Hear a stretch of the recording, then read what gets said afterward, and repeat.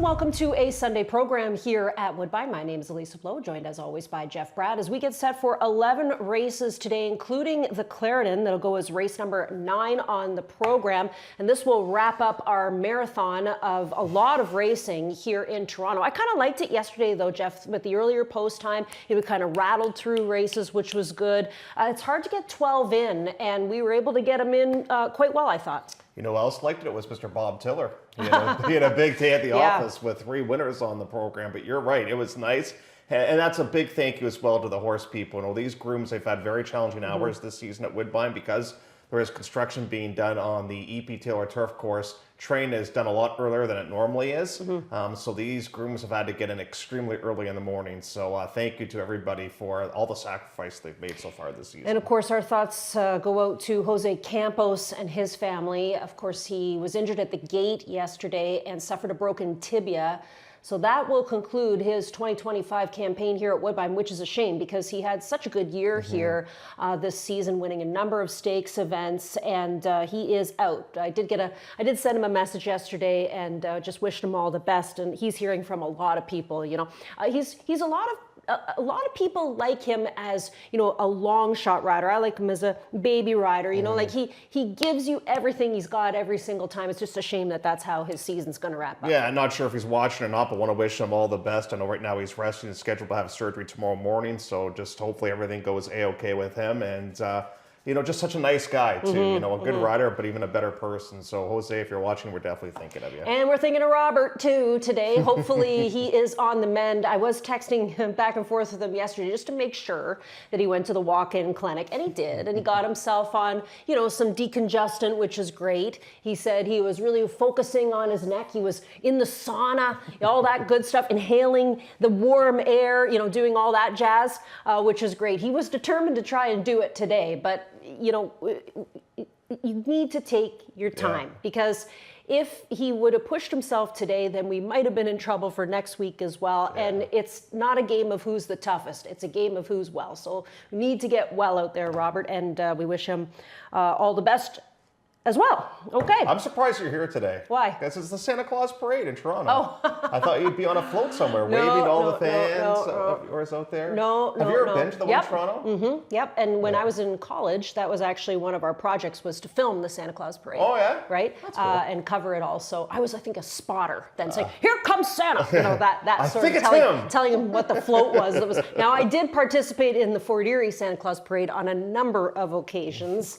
Once dressed up as Twilight, which at the time, I don't know if they use him anymore, but at the time was our mascot.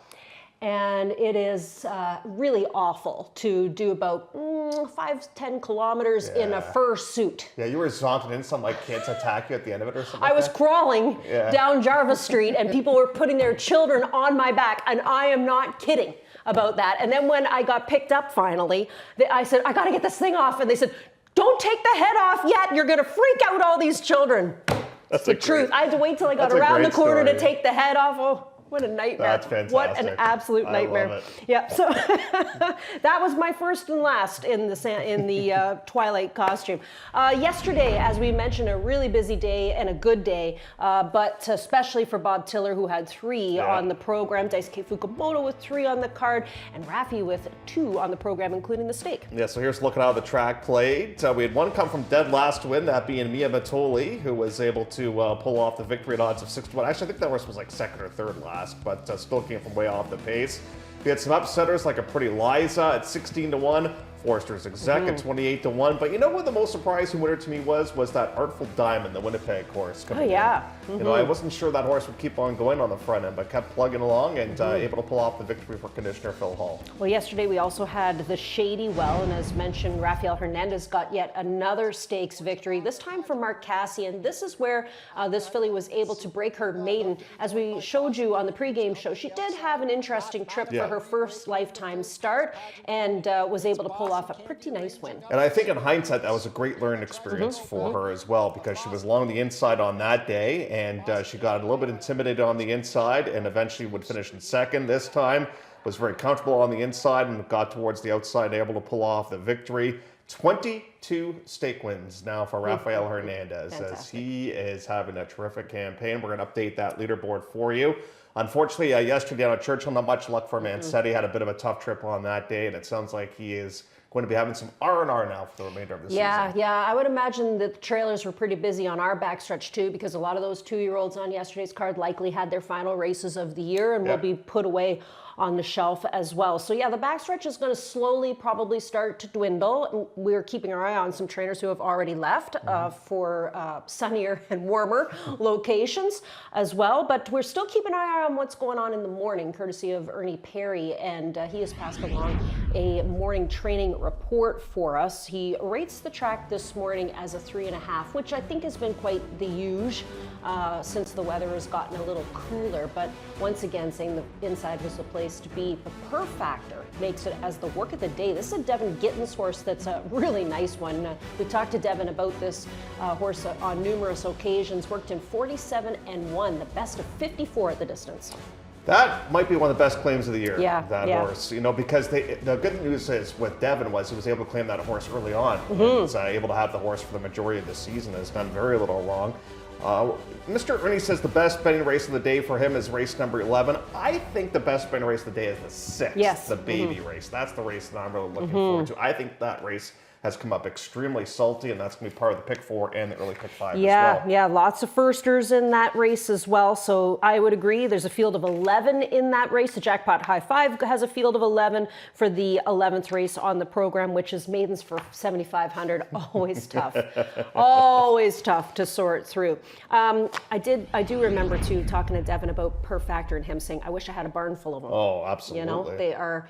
She has gone on to be a very nice horse for them this season. Let's get started with our topics for the day today. First topic comes up in the opener on the program. We have 2-year-olds in the first race on the card, in for $25,000 price tags. 3/4 is the distance for this race. One first-time starter, and that's the 5, Go Alexander for Tino Attard. You look at this one, you look at a horse that's probably a private sale, that being the 1, Celestial Heart, who looks like that one's transitioned over from the Tino Attard barn to Don Blatursky. Him and his wife have purchased this one, so that's a newcomer into that outfit. And then, of course, you're going to get some droppers in here, too. I think Smoke McLeod's a standout myself. That's kind of who I like in here. I just think has run some decent races that make him pretty competitive against the quality of competition he's going to be facing. Now, you and I, we don't really like the quick comebacks here with the 2-year-olds, but one guy that's done very well with that angle has been Willie Theranos. He's got Elgin Park and he's got Encore Mo. So this combo ran on the first race last Sunday. We had 3 races last Sunday before we had to cancel, and if you weren't on the front end, you had no shot because it was so windy on that day. So we'll see if they are able to do a little bit more damage here in this particular event. And then you have the 5, Go Alexander. This is a half to Catherine's Cub. Now, Catherine's Cub is still winless, but the mare has produced 5 winners at this point. Yeah, some of the droppers in here are horses that you're wondering about. For example, Instant Response taking a drop after finishing 9th, beaten 10 lengths last start out. But I wonder too about the workout on the 2, Smoke McLeod, as he got ready for this race today, because that's awfully fast, 46-2. Tyler Gaskin gave me a great motto for it, or a way to put it, which is an oopsie, and I just wonder if that was a bit too quick. I don't know. Or if this horse did it on his own. Yeah, always tends to work quick, I guess. 47-4, 47-3, and then you drop a lot of time going 46-2. But the one thing this horse did was last time ran on a really slow track, and I just wonder if speed was not really the name of the game on that day. And Austin Adams running with a great deal of confidence right now. It's funny how the game works too, Lisa, because Instant Response was so competitive early on, but now everybody has caught up, and I don't like this horse at all today with the drop down in class. No, me neither. Alrighty, let's go to our next topic, which comes up in race number 3. Third race is a 25 non-winners, 2 life going 5.5 furlongs. Now, Rarefied is a horse that was claimed from Josie Carroll back, I would say, early August, right? And that was when she dropped the horse in from maiden special weight in for $40,000 and was a winner there. Dale DeRusso claimed this horse. He's had quite a bit of success with the horses that he's claimed, but this one, has maybe proven to be a little difficult and drops in today for $25,000 with the blinkers being added. Yeah, I must admit, when they took the horse for 40 and the first couple of starts went so well for 40, I thought, nice claim. They're going to be able to get that win for $40,000. But then last time, that was just sort of a flattish efforts, I thought. And now they make an equipment change, so the blinker is going to go back on. So that's obviously a real wake-up prospect in here. But how about Gretna Green? I remember when they claimed this horse, the first start for the new outfit, this one lost by 28 lengths. I'm thinking, man, they have made a bad claim. But boy, did she ever run better last time out.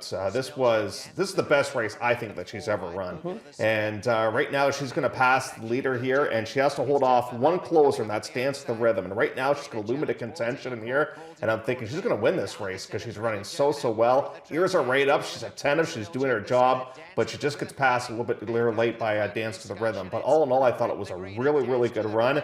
And here's another horse that's had a very quick interim work as well in 36-3. So I don't know why she had such a bad day at the office a couple of starts ago, but man, she ran a terrific race last time. And Elisa, I don't think this is a very tough 25 here today either. Yeah, just 6 horses in the race as well, so there's not a lot to beat to get a check. But a few of us have gone towards rarefied on the drop here today for Dale DeRusso. I wonder if Dale has any plans to go away for the winter, if he's just going to put them all on a farm. Yeah, he's got a young family too, right? So it makes it a little bit difficult to travel too. And if any guy probably deserves a little bit of time to reflect and celebrate a great year, it's probably Mr. DeRusso. Yeah, and we know that Devin Gittins is going out of town. Yeah, I talked to him. For the Sounds winter. like New York for him. Yeah, that's good. Oof, that's a tough meet, but we'll wish them all the best as they head down south of the border after this meet ends. Let's go to our next topic, which comes up in race number 5. Fifth race is a maiden event for $15,000, 6.5 furlongs.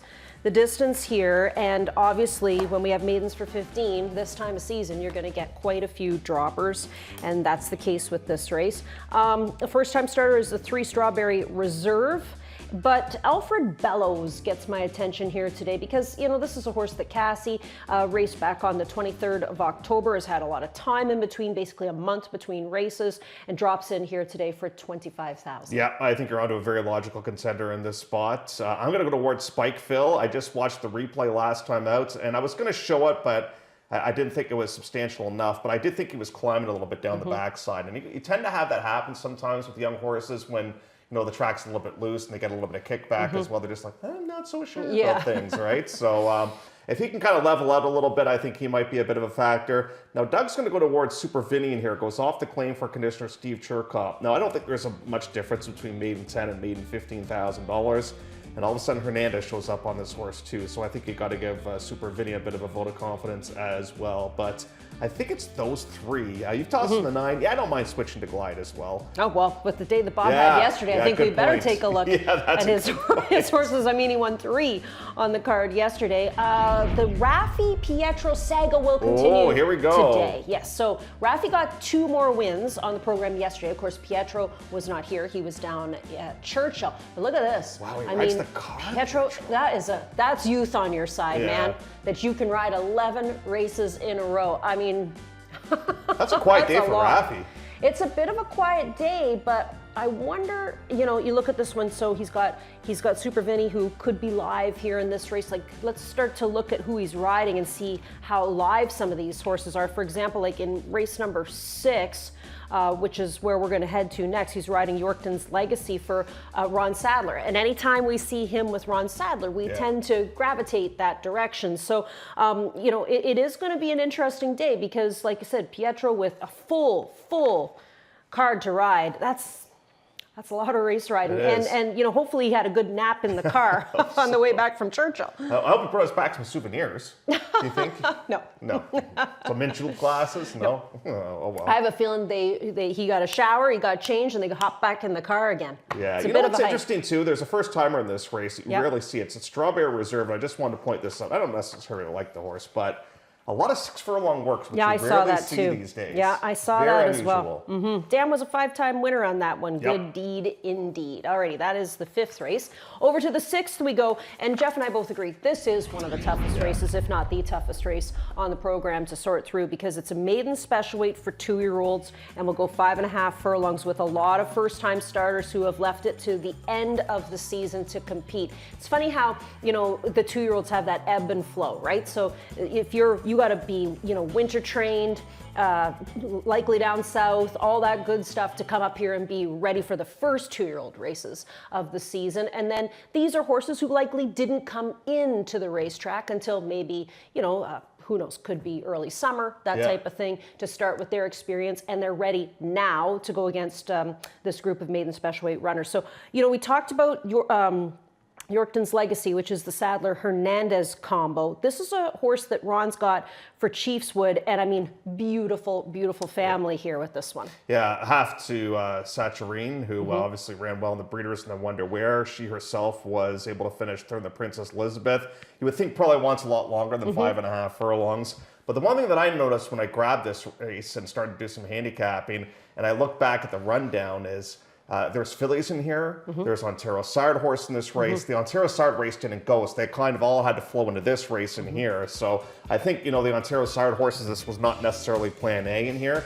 But I'm going to land on, this is purely a Ernie pick, because he gave us this horse earlier on one of his Saturday reports or Sunday reports.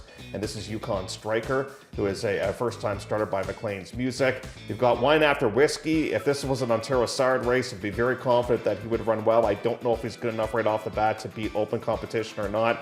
I don't mind Role Play. That one is a 2-year-old filly that has been working pretty nicely getting ready for this engagement in here. And you've landed on Crosby. And, Crosby I thought ran quite well last time out. Do you know, to make you feel really old, not that we need to, I was just talking about this the other day. So Cindy Crosby scored the Golden Goal. Do you remember that? Yes, of course. So it was in Vancouver. The Vancouver Olympics were 15 years ago. What? Yeah, 2010. Wow. See, for me, my favorite Olympics was Calgary, 1988. You like that figure skater. What was her Sure name? it is. Elizabeth Liz Manley and the Battle of the Bryans and Katarina Witt and the whole thing. Like, that's the one that I remember the most, the 88 Olympics. That wasn't the year, though, of Nancy Kerrigan. That was that was after that. I think that was in Lillehammer. Yeah. I love the Olympics. Yeah, so do I. Winter, summer, it's coming up. Yeah, they just revealed the new outfits for the athletes. Yeah. I don't know. And I don't love the jerseys for Team Canada either, but I like Crosby. I think you're onto a good one in there. Did you look at it and say, why isn't Pietro riding this one, or did you just say, it's Kevin's got 2 and Kevin maybe just put Pietro on the 8? I did, but then I was like, I'm not sure about this Role Play horse. The only thing I can assume is that he's been the one doing the work on this one, but I looked the horse up, 6-foal. She's only had 1 winner so far, so maybe this one can buck the trend, but we'll see. What a race, though. Lovely, lovely field. Yeah, really, really good one. Okay, next topic comes up for us in race number 8, and the 8th race is a maiden special weight. 7/8 the distance here for 2-year-olds. Sorry, 3-year-olds. That's it for the 2-year-olds. All right, at least for now. We have more coming up in the stakes event. Maiden special weight here, 7/8. We have that rider change on the 6 horse, rider change on the 2 as well. Negon's Law will be ridden by Emma Wilson, and you have Reloaded Form, the 6, who will be ridden by Zentino in a field of 7. Time Passes is here for Mark Cassidy. Again, if things go well today, I think Cassie can win a few races. Yeah, and our topic here is titled Back to Back, because for the first time ever in his career, Time Passes gets to put back-to-back races together. It's always race, layoff, race, layoff. And here's a couple of horses that we want to focus in on in here. So right now on the outside, in the second place spot, is Time Passes. On the lead is Cajun Influence, and Cajun Influence took a lot of money on this day, and right now is on the front end, and here we come on the outside, and it looks as if Time Passes is going to get past here for the second place position, but no, Most Presso gets up to win, but I like that Time Passes comes back on and beats Cajun Influence here late in this event. Now, Cajun Influence ran terrific last time out. It's a really good run, got a big buyer in that process, and it's probably going to take a lot of money here today.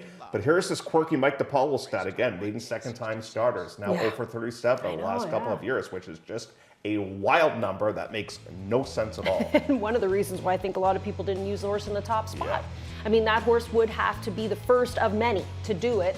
And for a lot of us, I think Time Passes is just the horse to play. Now, Doug did go towards the 1, Kamasi, who has experience in this field, but so do some others. What's interesting, the 2 horse with the comeback here returns as a gelding with Lasix, hasn't seen the racetrack since last November. Very slow works with this horse. That might be by design, though. Obviously, a beautifully bred horse being by Constitution out of a Negon mare, but yeah, I haven't seen this one for a long, long time. Alrighty, that is race number 8. The next topic is our stakes event, which is the 2-year-old stake today. We had the girls yesterday, in which Bossy Candy was the winner for Cassie and Hernandez, and this time it is the boys in the Clarendon and a field of 9 to compete in here. I'm really excited about this one today because I talked about it on the pregame yesterday. I love Mr. Blue. This horse is so visually stunning to me. The first time I saw him in the paddock, he had to pick my jaw off of the ground. I mean, I would love to see this guy produce something big here today. And he comes in off of a really good workout as well. But you want to take a look back here at his replay too, which is great because this horse is a maiden coming into this race. Yeah, and runs against Big Time Boss, a stablemate who's in this field. And Big Time Boss is on the front end. And here we go on the outside with Mr. Blue. And right now, I'm cashing my tickets with Mr. Blue. I'm saying we're going to sell right on by. And we are going to be a winner chicken dinner. But the inside horse had something else up his sleeve, and that is Big Time Boss. I still think, Elisa, this guy is still trying to kind of figure out his craft a little bit, because he kind of loses into contention and then sort of just idles a little bit in here. Now, I like the fact that they've kind of put him back onto the sidelines. They've done some more work with him in the morning. Let's really figure out why he didn't pass that horse last time out. And I think he's going to sit on an absolute corker of a race here today. And I think he's able to turn the tables on Big Time Boss and some of the other competition here in this race as well. But we've seen this Josie Carroll exacta before. And maybe it happens here this time as well, but in reverse order. Absolutely. How about Reload Rally? This is the horse that comes in off of the win in the Frost King for Barb Minchell. We got the greatest quote of the year after the race was complete from Ryan Munger. Game. And he said that essentially this is a horse that has a lot of skill, but upstairs is still trying to figure things out a little bit. And but that's okay, because you can teach horses that. You can't teach them raw talent. And this guy's got some raw talent, which I think is a massive, massive plus. And I don't mind Streets Have No Name in here. You've got Prince Crest in this spot, who last ran against a main specialty competition, going around 2 turns. But our fingers are really crossed because Lisa and I really kind of have a horse crush on Mr. Blue. Yeah. And he's slowly moving into my Jagger's Got a Gun file. Yes, so let's hope that Mr. Blue is able to win. Now, some people might not know this reference unless they've seen the movie, but doesn't Mr. Pink win in the end of the movie? Oh, in Reservoir Dogs. Yeah. I haven't seen that movie in so long. I think it is Mr. Pink that wins. I really haven't seen that movie in so long. I'd have to watch it again. Good Quentin Tarantino movie. You know what I think is cool? Dane Nelson getting a shot to ride the stakes awesome. event. I talked to him yesterday in the... I got some weird thing going on here, everybody. There we go. Dane, I talked to him yesterday in the jocks room, and he wants to try to make a go of it here next season. And he is certainly, like, I like his riding style. I don't know about you, but I think he's really aggressive. I love him. I can't remember the last time a jock from Western Canada came here this fast and had success as quickly as he's had. That's true. You know, so they're doing a lot of good work there, and he's obviously able to pick up a stakes mount here with Big Bolden first in race number 9. Race number 10 is a optional $32,000 claiming event, and you know, there's some horses in here that have had great seasons. You look at a horse like Kinetic Stone, who has certainly turned things around. Like the time that he won against wide open $7,500 claimers, he hadn't done anything at all in years. Really, he hadn't shown us any whiff of wanting to be a racehorse anymore. And he's such a gorgeous gray. I said something about him in the paddock, like he's going to make a lovely show horse for somebody, and then boom, he goes out and wins. And then he comes back and wins the starter, and here we are for $32,000 in the other then. I would love to know what's turning around, though, for him, because he was a win-shy horse for a long, long time, and now all of a sudden he's in for one other than in here. Now, I don't know, Elisa, if this was a case of fatigue, that I've just handicapped so many races this week, or if this race is just such a puzzle. But I got to this race, and my eyes were just scrambled here. I didn't know where to go. I landed on Giant Teddy. But I love this. Look at this. We've got 4 different prognosticators on here in a field of 7, and we've got a field of 8 rather, and we're picking half the field on top. That just goes to show you how tough a race this is. Like sentimentally, I'd love to see Forrester's Fortune win, because he hasn't won in a couple of campaigns. But I'm going to go towards Giant Teddy. And you've gone towards Yacht Boy. You know, had I known that Tiller did as well as he did yesterday, I might have had Yacht Boy on top too. I just like this horse. You know, he's been well managed. You know, he had a nice win this season. And the other thing too is that so many of these horses in here have had great success on the turf this year. Yeah, you know, you true. look at a horse like, say, Artemis City Limits, who's had great success on the turf and now has to transition over to the main track here today. But race number 10 is how we're going to kick off the late double this afternoon. The 11th race we are going to discuss, which is where we play the jackpot high five, and the carryovers more than $174,000. But first, we're going to take a quick commercial break. When we come back, we'll take a look at that big jackpot high five wager. Love horse racing? HPIBet.com is Canada's leader in online horse betting. Access thousands of live races from hundreds of tracks worldwide instantly. Enjoy the most advanced betting tools like AI Smart Picks and exclusive cashback rewards you won't get anywhere else. Join today and get up to $100 in free bets. Get the ultimate horse betting experience with HPIBet.com.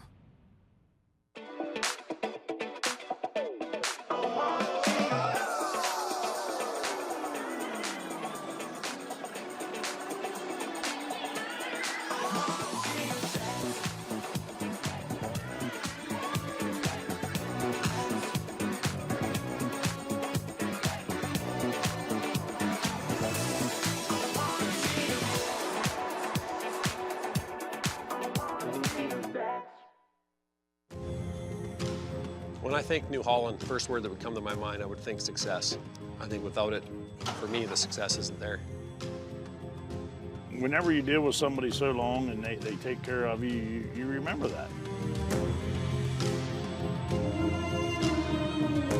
New Holland builds products that will continue to evolve and make the farmer more efficient, that can produce food for the world.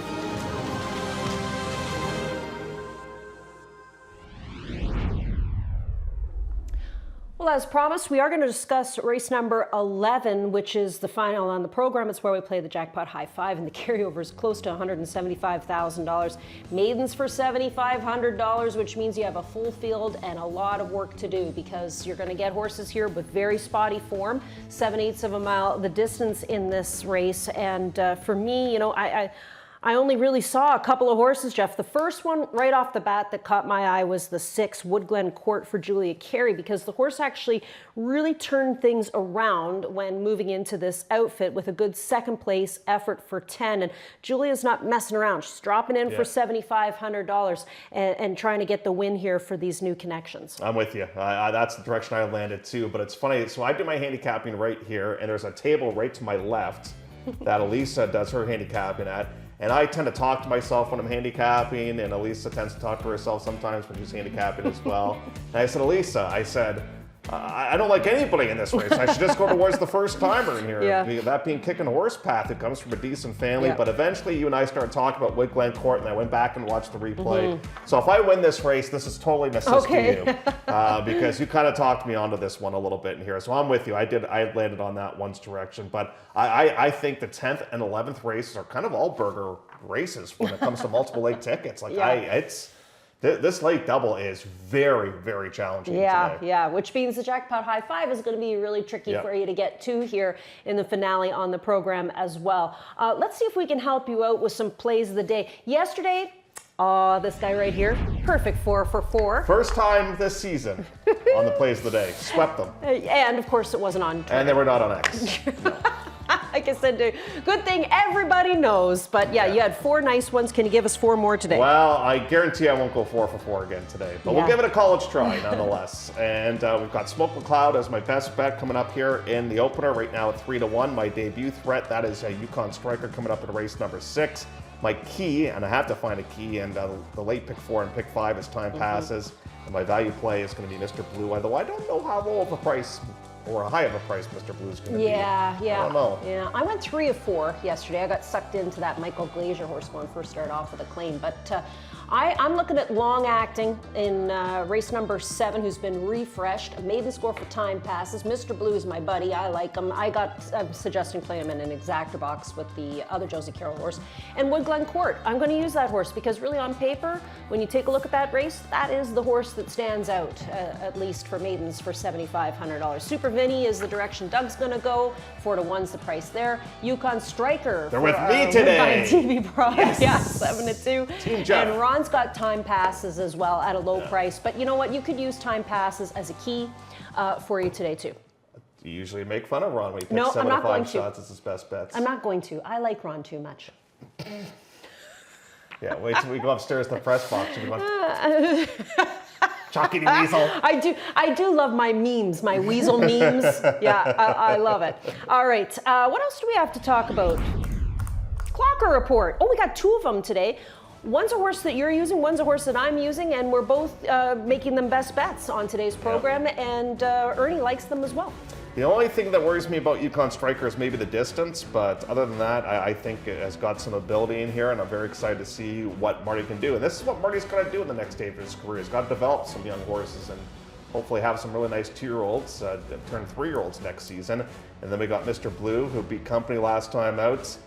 Has shown talent in the mornings, but has not been able to break through as of yet. But today would be a beautiful day for Mr. Blue to win it, because her other team in blue stinks this year. The Maple Laughs, they are terrible. Oh, that's why I don't watch hockey. No, you're very smart.